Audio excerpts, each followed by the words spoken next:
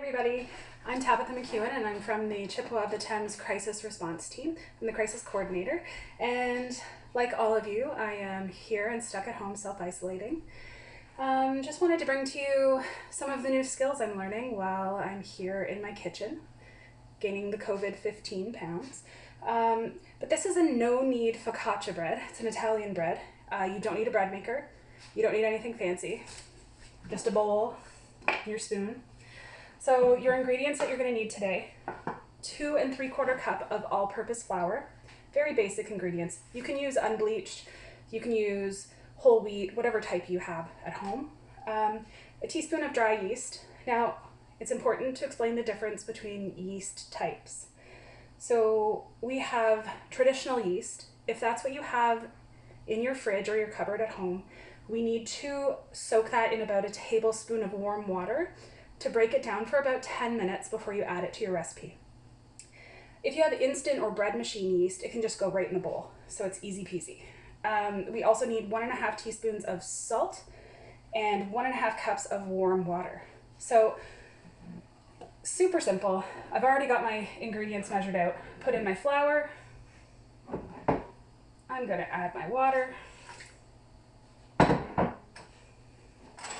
I'm going to add my 1 teaspoon of, I have bread machine yeast, which is very similar to instant yeast. So I can just put it right in the bowl.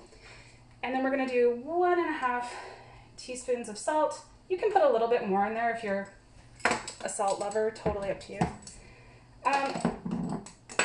And then simple, we're just going to mix this up. We're going to mix it together, and what you're going to notice about this is it's not like a traditional bread.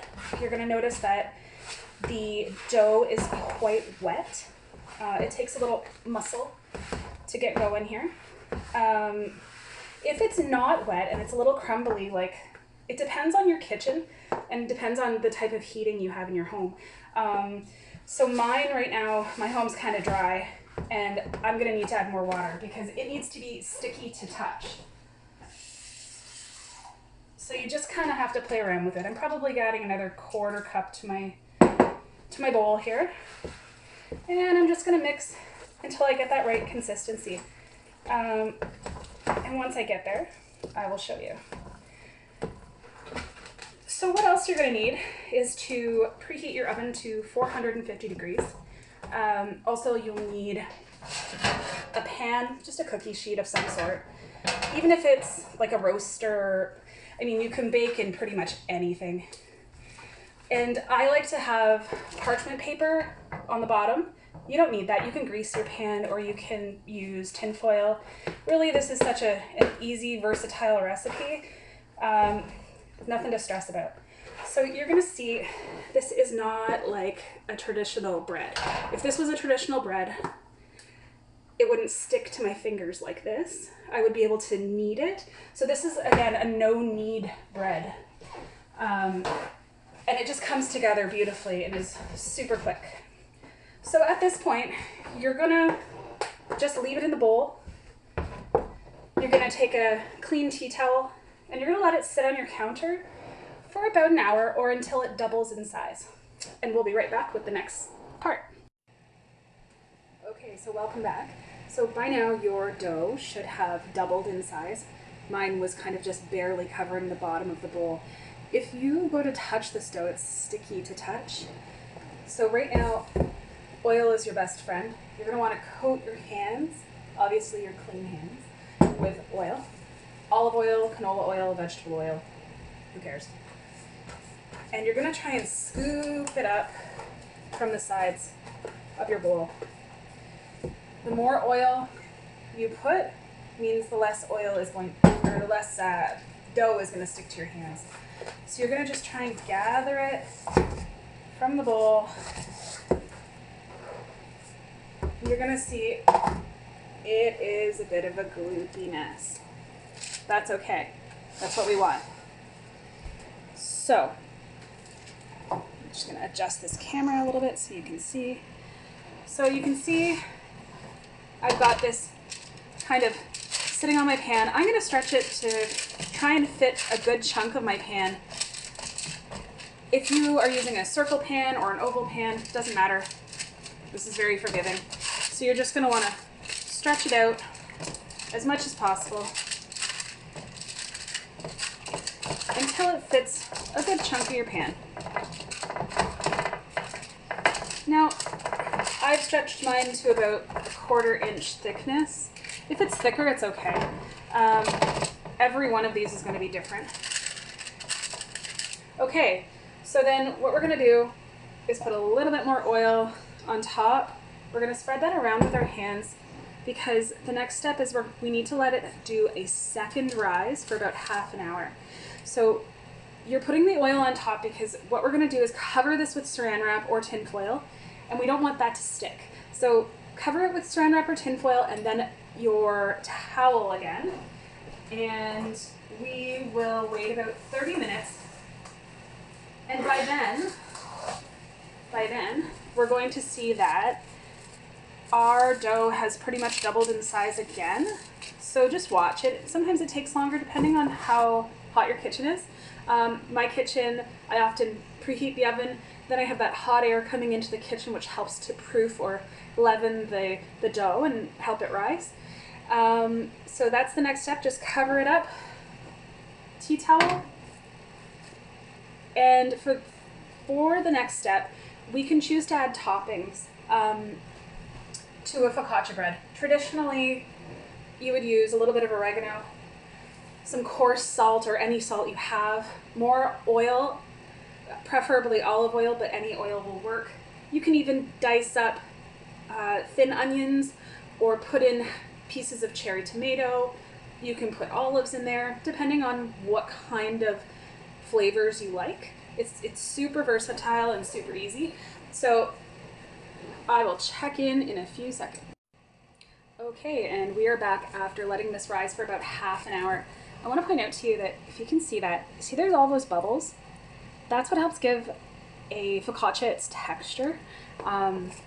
Different holes and bubbles throughout. You can see that as I remove this, because I put the oil on, it didn't really stick, which is nice.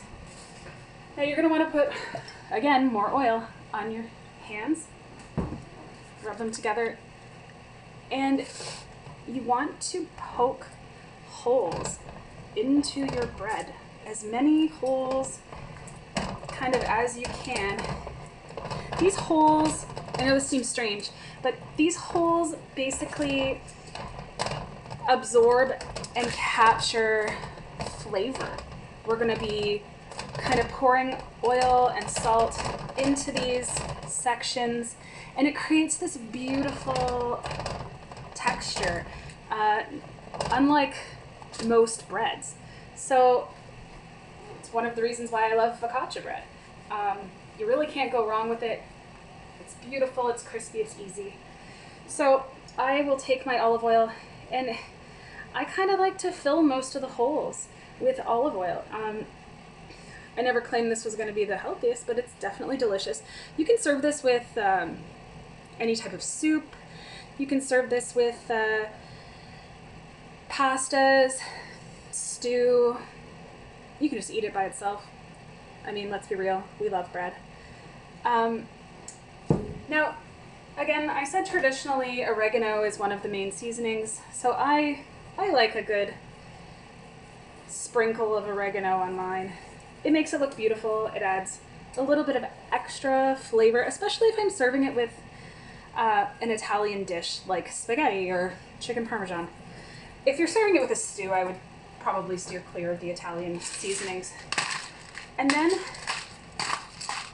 I like sea salt personally, but this will work with any salt that you have. And you're going to put a generous amount on the top. And that's it.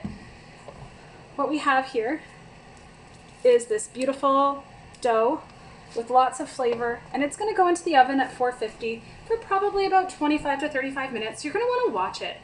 You're going to want to see medium browning kind of around the edges and on the top. If your bread is thicker because you've used a smaller baking pan, it'll have to be cooked longer, so just kind of press and check as you go.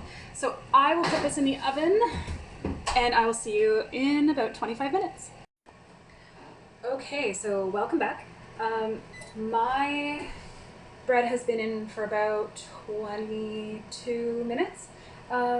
It looks perfect right now. I expect that my alarm or timer will be going off during this video. So I'm just going to take it out and I'm going to show you what it's expected to look like. So I'm going to grab the camera and just kind of give you a view here. So you've got those lovely little holes that are just glistening with flavor, and I think this is just going to be wonderfully delicious. So this bread is meant to be served hot with a meal. You can save it for later. So I'm gonna just hear this. It's crispy. So you want to cut yourself a little piece because of course you want to dive in. You can put it on a cutting board. I'll just quickly do this for ease. Okay. And look at the beautiful crust and the color. You see the bubbles kind of inside of it. It's just a gorgeous bread. I'm just gonna let that cool for a second. So our team is just gonna hold a contest. So if you want to try this, try it, upload a photo to my post or email your photo to me. The post will be on the Health Center Facebook page, and somebody will win a $100 gift card. So just upload your photo, tag the team in it, or just make a comment, share this, because the more the merrier. Everybody needs good bread in their lives. And I hope everybody is hanging in there. I know this is tough. Everybody's struggling. Just share a smile, share a good time, try and support each other, be kind, and we'll get through this.